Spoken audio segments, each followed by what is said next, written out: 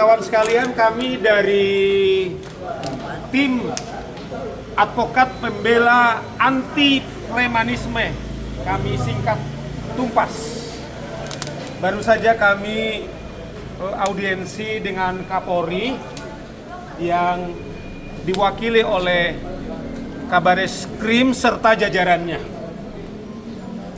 Kawan-kawan media, apa urgensi kami datang ke Bareskrim atau ke Polri? Karena maraknya aksi-aksi premanisme. Bahkan menurut kami bukan saja sudah mengancam ketenangan, kekhawatiran masyarakat, bahkan juga sudah mengancam perekonomian kita. Dan premanisme juga kami melihat ketika ada satu acara, teman-teman jurnalis juga mendapatkan ancaman. Nah, oleh karena itu kami mengatakan kepada Kabareskrim, mana ininya, presiden kita. Ada pernah. Staf ahlinya. Ya, supaya menegakkan hukum dan menindak premanisme ini ke akar-akarnya tanpa bulu, tanpa padang bulu. Bahkan tadi kami mengatakan, karena sudah sangat marak, kami usulkan kepada Kabareskrim, karena apa? Investor kita juga sudah banyak, kemudian lari dari Indonesia karena tidak ada kepastian hukum, kemudian juga bahkan pedagang diakui oleh Kabareskrim juga, bahkan pedagang-pedagang di pasar juga dapat ancaman daripada para preman. Oleh karena itu kita mengatakan tidak lagi dibiarkan, bahkan kalau boleh dimulai daripada pimpinan-pimpinan daripada preman ini. Apakah dia individu, apakah dia dalam berbentuk badan, yaitu misalnya ormas atau yayasan, atau bahkan kita bilang ada juga yang coba-coba memakai seragam daripada aparatur negara, apakah itu LSM, apakah itu polisi, apakah itu tentara, harus diusut tuntas. Kalau tidak, saya bilang, tuntas mengatakan ini bahkan bisa terjadi di negara-negara yang lain. Akibatnya preman ini nggak bisa lagi dikelola oleh negara. Dan kami kami ada sekitar 100 lebih. Tumpas. Ada 100 advokat, semua advokat dari berbagai elemen organisasi. Kemudian terpanggil kami untuk mendorong kepolisian, mendorong aparat penegak hukum, mendorong pemerintah supaya menuntaskan. Dan bahkan kami mengatakan tidak boleh kalah dengan para premanisme ini. Negara harus hadir, dan kita mengatakan bahwa satu-satunya yang dipersenjatai atau yang negara mempersenjatai aparat penegak hukumnya, polisi, adalah menuntas, tidak ada alasan. Nah, oleh karena itu kita titip kepada Kapolri melalui Kabareskrim.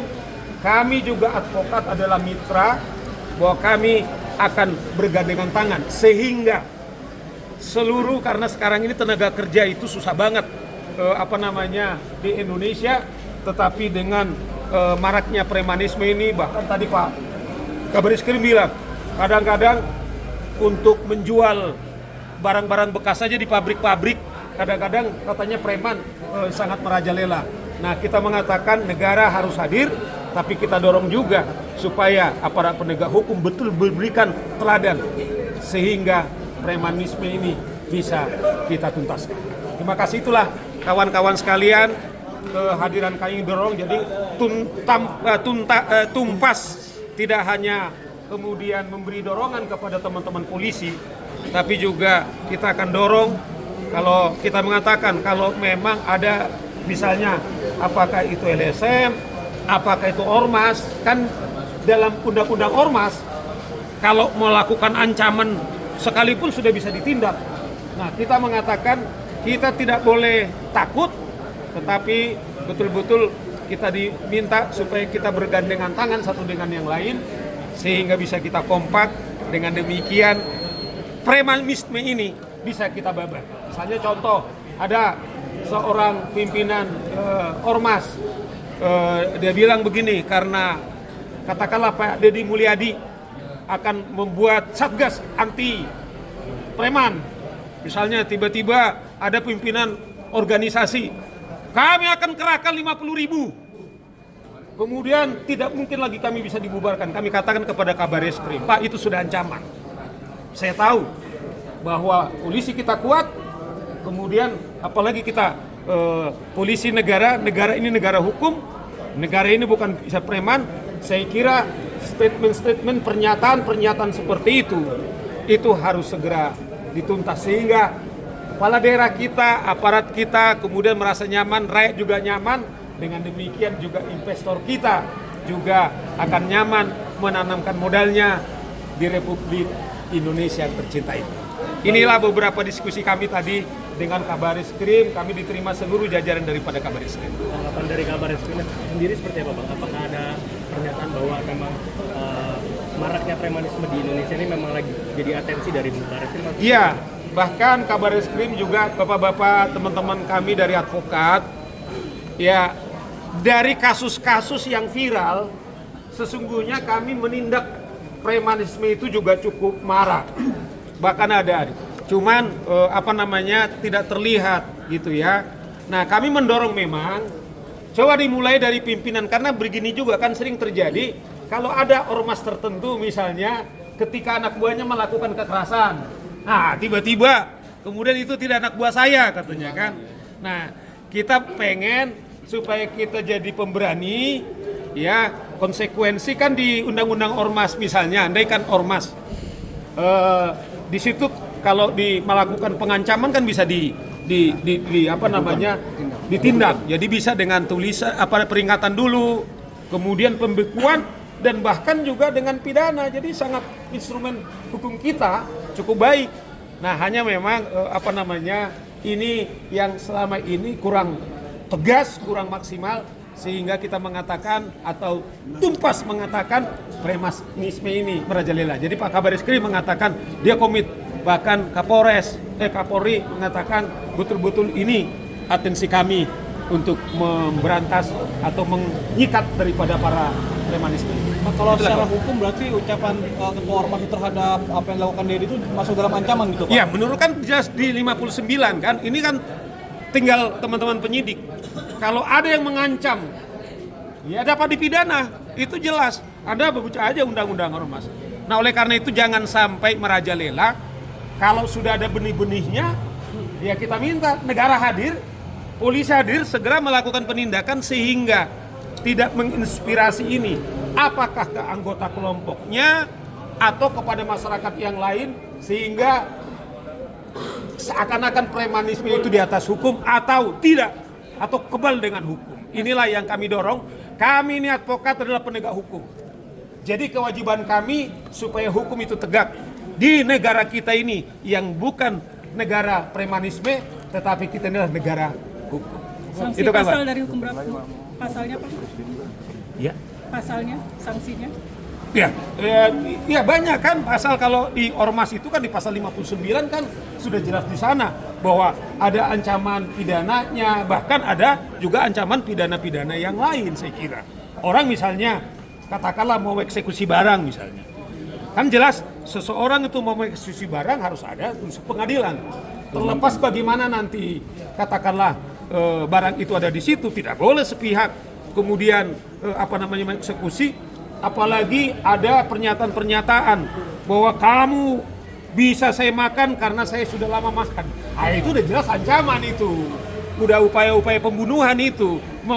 Memakan orang misalnya, mengatakan di depan umum, bahkan di depan aparat. Nah, itu udah upaya pembunuhan itu. Nah, itu yang kita bilang, Bapak-bapak Kapolri, masyarakat bersama dengan Anda, bahkan Tumpas dalam 2 hari, kami sudah ada 150 advokat bergabung.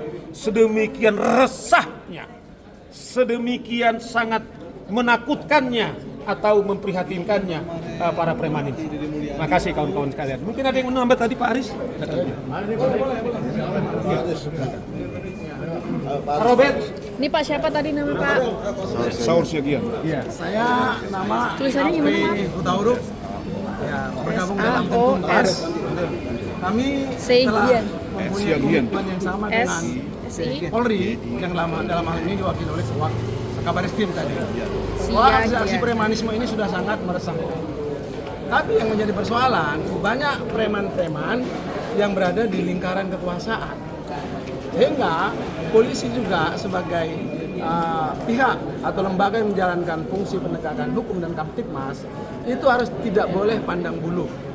Melakukan penindakan terhadap aksi premanisme yang sudah sangat meresahkan masyarakat, melakukan aksi-aksi vandalisme, main hakim sendiri, bahkan sudah hampir mengarah kepada gesekan status strata sosial di masyarakat yang dapat menyebabkan disintegrasi bangsa. Oleh karena itu kita berharap polisi harus bertindak tegas tanpa diskriminatif untuk menindak semua aksi-aksi premanisme sebagaimana tadi diungkapkan oleh koordinator kami Pak Saur Siagian. Terima kasih. Baik, Pak Robert, satu hal. Pak Robert.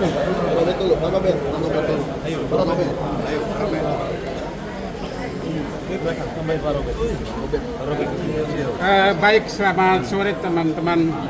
Kami dari tim advokat penegak hukum Indonesia. Kami dalam rangka untuk menegakkan hukum terhadap premanisme di Indonesia. Kita terdorong dan kita adalah bagian dari penegak hukum. Kita mendorong supaya polisi melakukan pemberantasan terhadap premanisme di Indonesia. Itu mulai dari pusat sampai dari daerah, karena ini sangat meresahkan masyarakat. Dan karena hal-hal seperti ini terjadi, saya kira bukan hanya terhadap ancaman terhadap aparat penegak hukum, tapi juga terhadap masyarakat luas. Oleh karena itu, selain aparat penegak hukum kita, pemerintah dalam hal ini, Presiden harus juga campur tangan dalam urusan ini.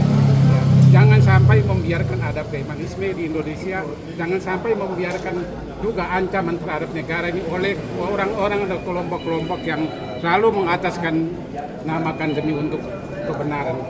Karena itu sekali lagi Tuntas itu mendesak, mendesak supaya segera diberantas premanisme di Indonesia. Terima kasih. Baik. Sudah cukup Pak. Udah Pak, sama semua kok Pak. Satu hal. Mana press release-nya, Mas? Awak media, Dibagi ya. apakah Anda nyaman tinggal di Indonesia? Ini pertanyaan menjadi pernyataan kita bersama.